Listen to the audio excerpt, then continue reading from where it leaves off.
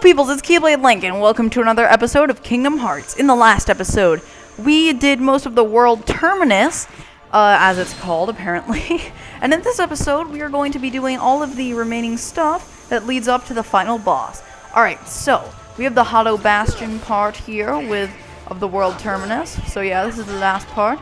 And as you can see, we cannot go through that passageway, because that passageway is just blocked, and you know, that'll be pretty boring if you could, I guess. I don't know why they didn't put that in there. I guess they were just trying to be mysterious or something.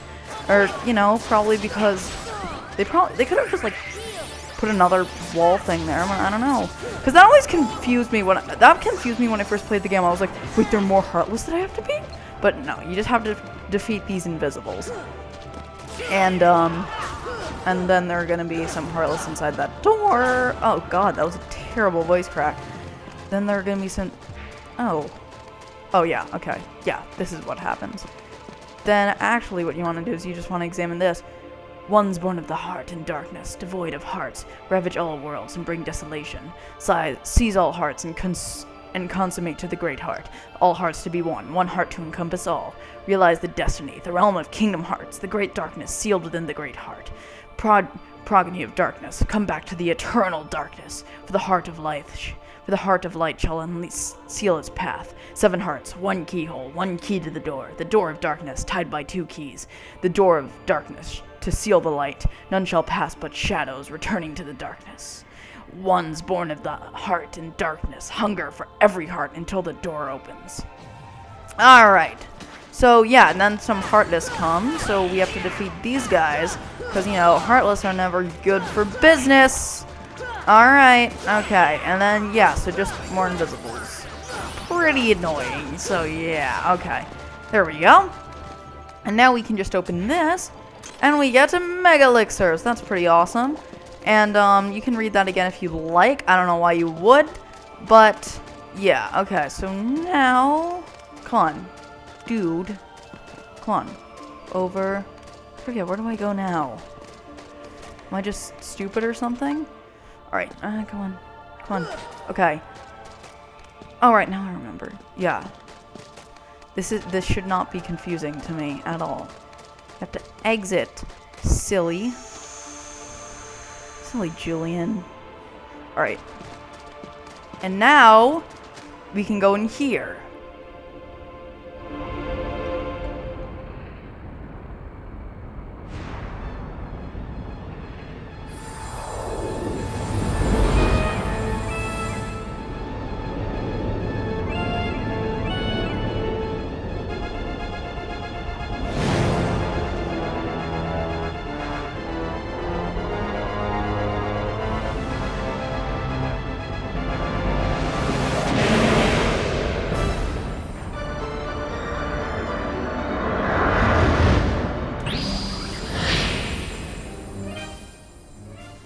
Alright, I don't even think this guy needs an introduction, but in case you don't know who he is, this is Chernabog from Fantasia, specifically the Night on Bald Mountain.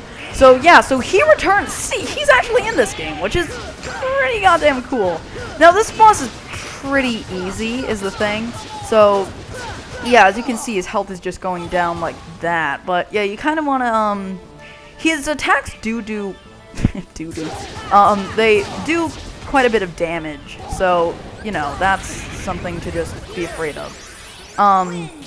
So yeah, like that attack, that giant fire one, you know, the giant fire attack that like every boss has, you know, it's here. So yeah, but this is Chernabog. He's, the first time I played him, I thought that he was pretty tough, but you know, once you play him again, it's really not that hard. But yeah, as you can see, we're flying in this fight, which is actually pretty fun, because we haven't really done a traditional, like, flying fight. There was the one against Captain Hook, but you can't really call that a flying fight, because we weren't really flying in that fight. But, you know, we were able to, but it didn't really do much good. So, yeah, but there was his fire attack again. And I don't know how you can tell that he's about to do it. That's not good for me, but, yeah, so this guy's pretty powerful, but he doesn't have that great defense, so yeah. Like, see, we're about to kill him. Yeah, see, there we go. He's dead. See, that took like less than a minute. And, alright. And I know you've probably wanted to do this for your entire life, but yeah, so there you go. Satisfaction, at last. Finally killed Chernabog, and you're pretty goddamn happy about it. So there we go. Alright. So, now we can go into Bald Mountain. Learn shared ability, Super Glide. That is actually a very good ability, because it lets you glide faster. So, you know, that's really good. Alright, and basically the way that you do it is when you've jumped. It's basically just glide, but you hold down the square button instead of the circle button. So, yeah, alright, so we're just gonna... Right, you have to fly here, don't you? So, yeah, this part's just like... Now, the next part is quite irritating, and it leads to many headaches. So, yeah, and I might die once or twice on it, so, yeah, just bear with me on this next part, because this next part's a little bit irritating, but, yeah, so here's another portal. Then, we can use Super Glide right here, so, see, yeah, it lets you go pretty goddamn fast. Alright. Okay, so now we can go in here, here, and now we can go in here as well. So, yeah, there we are. Then... Oh my god. It's a portal.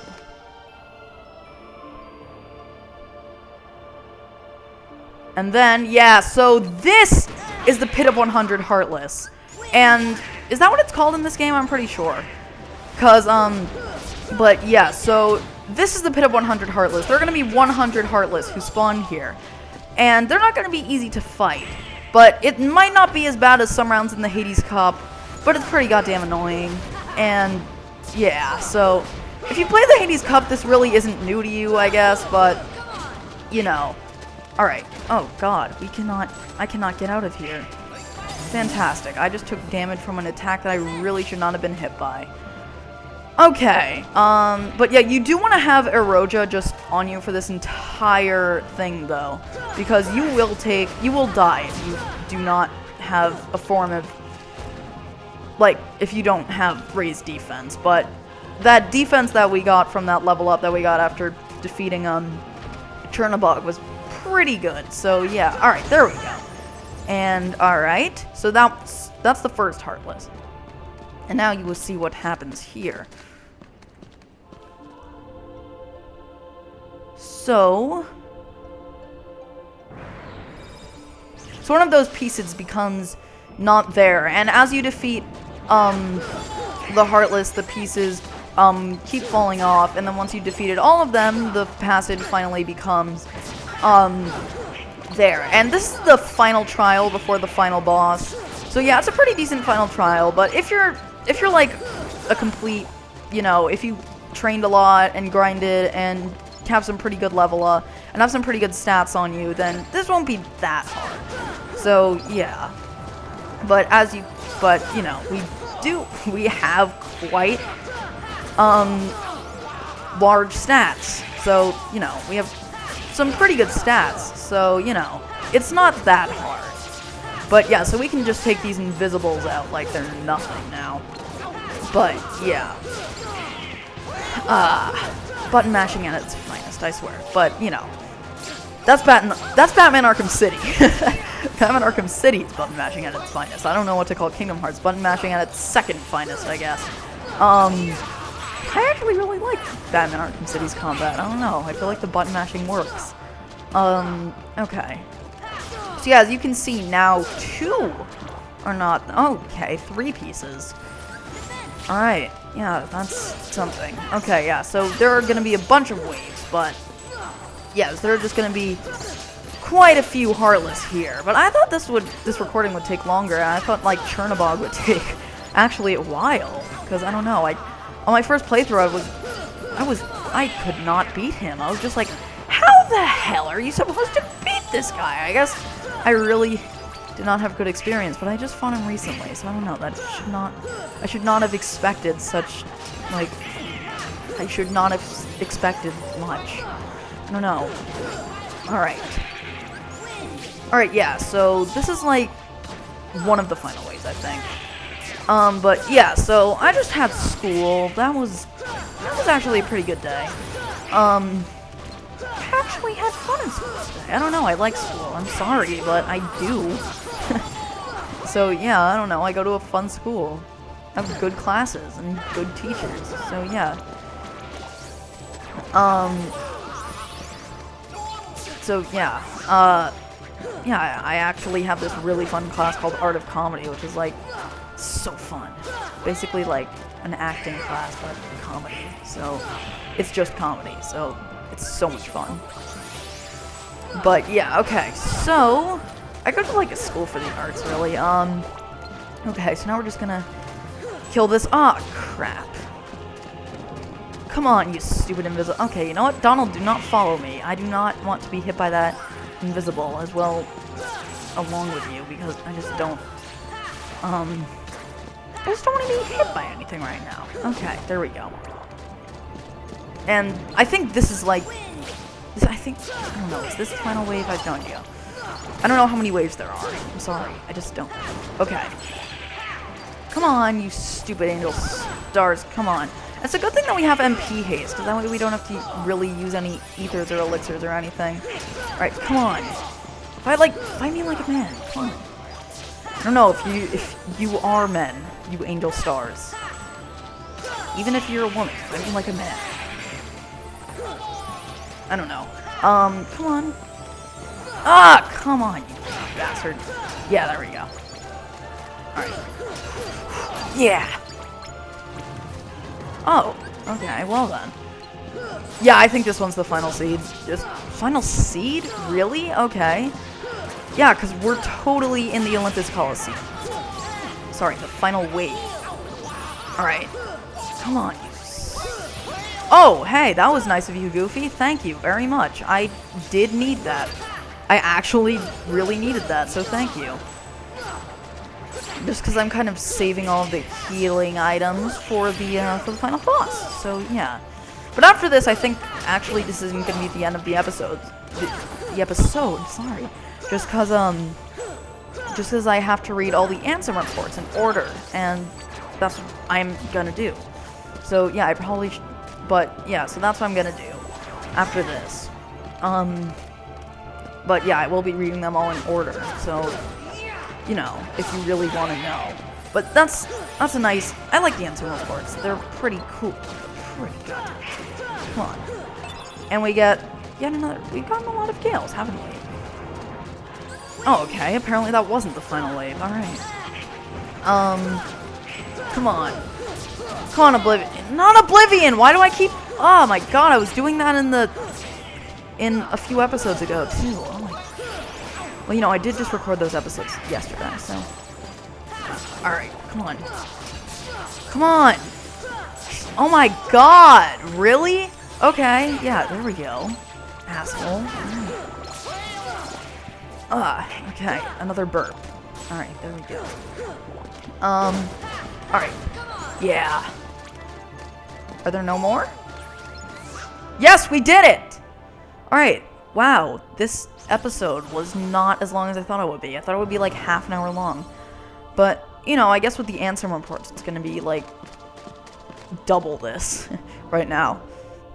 So yeah, so this is the final rest. And so through this door is the final boss, but we're not going through there yet. First, we're going to be doing this.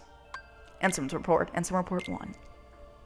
Much of my life has been dedicated to the pursuit of knowledge. That knowledge has guarded this world well. Not a soul doubts that. I am blessed with my people's smiles and respect. But though I am called a sage, there are things I do not understand. I believe darkness sleeps in every heart, no matter how pure. Given the chance, the smallest drop can spread and swallow the heart. I've witnessed it many times. Darkness, darkness of the heart. How is it born? How does it come to affect us so?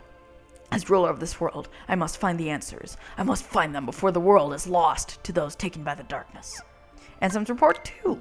It is my duty to expose what this darkness really is. I shall conduct the following experiments. Extract the darkness from a person's heart. Cultivate darkness in a pure heart. Both suppress and amplify the darkness within. The experiments cause the test subjects' hearts to collapse, including those of my of the most stalwart. How fragile our hearts are. My treatments produced no signs of recovery. I confined those who completely lost their hearts beneath the castle. Sometime later, I went below and was greeted by the strangest sight. Creatures that seemed born of darkness. What are they? Are they truly sentient beings? Could they be the shadows of those who lost their hearts in my experiments? Ansem Report 3. The shadows that crawl beneath the castle. Are they the people who lost their hearts or incarnations of darkness? Or something entirely beyond imagination? All my knowledge has provided no answer. One thing I am sure of is that they are entirely devoid of emotion. Perhaps further study will unlock the mysteries of the heart. Fortunately, there is no shortage of test samples. They are multiplying underground even as I write this report. They still need a name. Those who lack hearts. I will call them the Heartless. Ansem Report 4! The Heartless appear in groups and are multiplying rapidly. I provided them both living and non-living samples. They've only responded to the living. They seem to multiply after absorbing something from the living creatures. Their prey vanishes without a trace. I believe the Heartless are taking hearts. They are born from those who've lost their hearts and thrive on hearts seized from others. The hearts taken by the Heartless become heartless themselves. Though I lack proof, I'm confident in this hypothesis. I must also study their behavioral principles. Though they lack emotions, they do seem to have some intelligence. How to communicate with them, it's just occurred to me. Could they be the darkness in people's hearts? Ansem's Report 5! To study Heartless behavior, I've picked out one for observation. It wiggled its antennae, and as if sensing a target, headed deep into the castle. In the deepest part of the castle, its antennae became vibrating, as if searching for something. Suddenly, a strange door appeared. I'd never known of its existence. It had a large keyhole, but didn't seem to be locked, so I opened the door. What I saw on the other side mystified me. What was that powerful mass of energy? That night, I observed a great meteor shower in the sky. Could it be related to the door that I have opened? Ansem's Report 6. A massive core of energy lay beyond the door sought by the darkness. The Heartless. It may well be the ultimate goal of all Heartless. But what is that energy? I've devised a hypothesis based upon my observation of the Heartless. The Heartless feed on others' hearts, and yet they yearn for that energy core. That thing beyond the door must be a heart, too, the heart of this world. There is no proof, but having felt that immense energy, I am certain that that was the heart of the world. The Heartless are trying to take hearts, not only from all living creatures, but from the world itself. But what do they mean to do with the heart of the world? The Heartless. Oh, whoops. Alright, okay. Ansem's Report 7. I'm now studying material from the meteors that rained down in that fateful night. What a find! The material is foreign to our world. It is elastic to the touch, and when two pieces are combined, they bond easily. None of the records I've sourced even mention such a substance. Was it introduced to this world when I opened that door? I wonder how many other such materials drift through the atmosphere of this tiny world. I wish I could soar off and find out. Could there be uncharted worlds up there? My curiosity never ceases to grow. But I should stop speaking of such unrealistic dreams. For now, there is no way to venture outside of this world. My people and I are all but prisoners of this tiny place. Ansem's Report 8. There is no doubt that the Heartless are deeply connected to people's hearts. Further study may unravel both their motivations and the secrets shrouding the heart. As a start, I've built a device that artificially creates Heartless. By recreating the conditions that spawn the Heartless naturally, I should be able to produce them artificially. This device is the culmination of all my research thus far. The machine's test runs successfully created a Heartless. This may be a step toward creating a heart from nothing. The artificially naturally created Heartless show nearly identical traits, but the two types should remain distinct for the purposes of this experiment, so I will mark the ones that are created artificially. Ansem Report 9. Simply astonishing! Today I had a guest from another world. He is a king, and his vessel is built of the material that composed the meteors. He called the pieces gummy blocks. It seems that my opening that door has opened a path to interworld travel. We talked for countless worlds, but one story in particular caught my interest. That of a key called the Keyblade. The Keyblade is said to hold phenomenal power. One legend said its wielder saved the world, while another says that he wrought chaos and ruin upon it. I must know what this Keyblade is. A key opens doors. It must be connected to the door that I have opened. Ansem's Report 10. Just as people have hearts, so do worlds. The same can be said of the stars in the night sky, and deep within each world lies a door to its heart. The Heartless desire those hearts, born out of the darkness in people's hearts. They seem to return to a greater heart. Yes, that's it. The Heartless comes from people's hearts, as does the darkness. Is the core of the world's heart the world of the darkness? I will pursue the answer there and become all-knowing. My path is set. I shall seek out the wielder of the Keyblade and the princesses. My body is too frail for such a journey, but I must do this. I will cast it off and plunge into the depths of darkness. Alright, everybody. In the next episode, after 1 year and 2 months, we are finally going to be finishing this game. Alright, guys. I guess I will see you then.